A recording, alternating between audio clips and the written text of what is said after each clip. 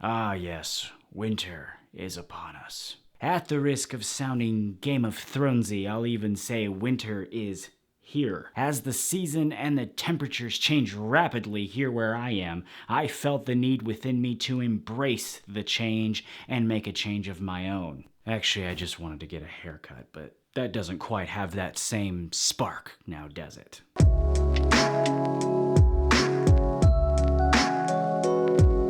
What is happening, guys? Mike here, welcome back to the channel. Today is the day. I am excited to be showing you the details on this latest cut and the nice little change I made to the overall style and how we achieved it. This video is really for those people here on the channel who wanted to see a different style in some of my videos. I saw a lot of criticism on how I didn't change my style a lot previously, and while I don't fully agree with that, I was happy to give this new style a try and a complete run through. When my hairstyle is the same and I'm reviewing products, I'm able to give you guys an honest and full look at that product's performance and everything that goes along with it accurately and consistently. So keep that in mind. Recently though, we did make a nice little change to my hairstyle, including a full cut and color, so I'm going to take you through that step by step. Let's start by catching up with Jenny at the salon and seeing how she transformed my grays to these fresh fall highlights.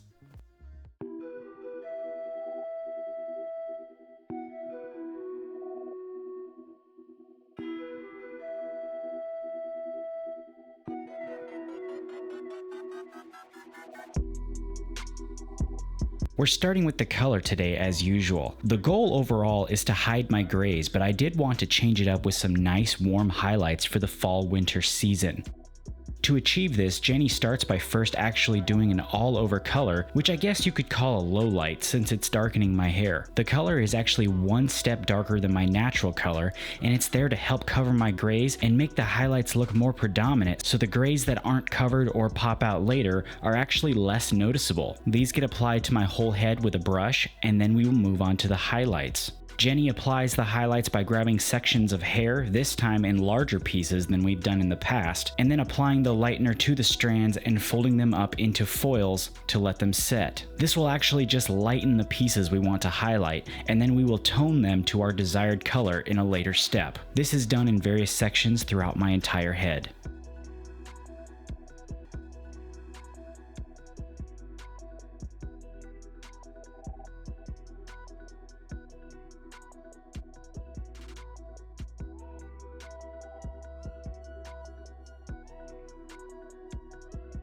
After those have been left to set for a bit, it's time to remove the foils and give the hair a quick washout before toning it. A cool tip Jenny told me actually during this step is to rub the skin with the dye still present, and that will actually remove it from the places on your head and ears that you don't want stained from the dye.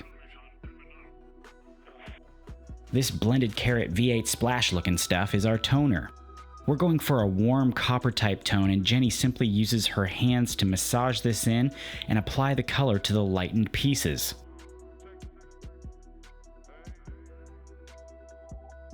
After one more rinse and wash out, we're all done with the color and ready to move on to the cut.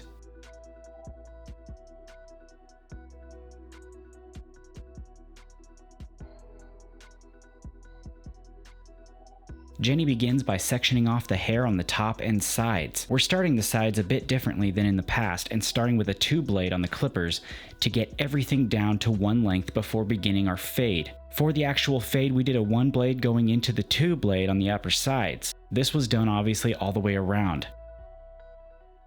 The hairstyle we're going for is called a forward quiff, so the hair will be shorter and directed forward during styling. The back is still, however, left slightly disconnected so that the grow out will be a little bit easier later on. The top length is going to be taken down from 3.5 inches to about 1.5, with the longest part in the front getting shorter towards the back.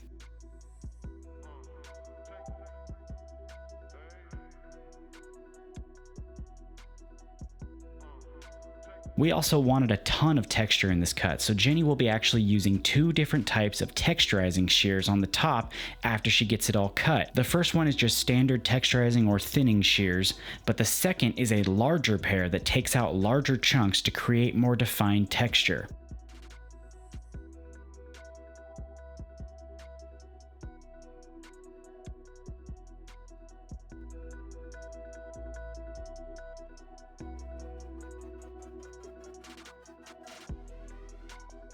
After that is a little cleanup, and then it will be on to styling.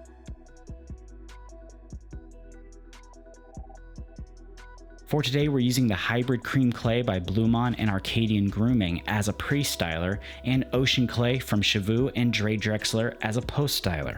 As we discussed in a recent video, Hybrid is an excellent pre-styler for its texture and foundation setting benefits, which is perfect for a forward quiff. It doesn't restrict the hair too much, allowing for free-flowing movement and maximum texture.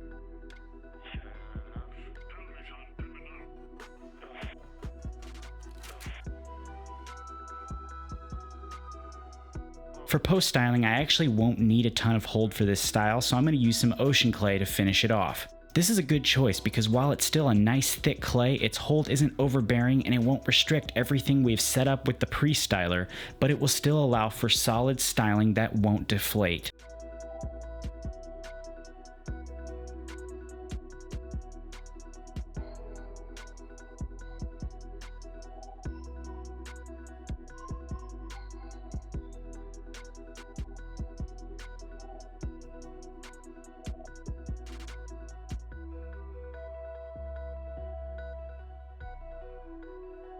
And there we have it. So far, it's been really interesting having this new style. What I enjoy most is using things that totally didn't work for my long hair, like Gold Digger from By Valine, for example. I'm not actually wearing that today, but I have used it a couple times since getting my hair cut, and it's worked a lot better for me with my shorter hair. Links for the products used in this video will be in the description, along with available discount codes to save you guys some money if you want to try those out. I've also been putting additional coupon codes for various brands in each video because I've actually found that sometimes my channel's codes are worth a little bit more in some cases. So I do want to make sure those are available to you guys that are interested. Do me a favor too and hit that thumbs up for me and drop me a comment down below on what you thought of this video and this new cut. Don't forget to also help me keep things going on the channel by subscribing and sharing this video with your friends. And that wraps up another video here on the channel. I want to thank you for stopping by once again. Take it easy. I'll see you next time.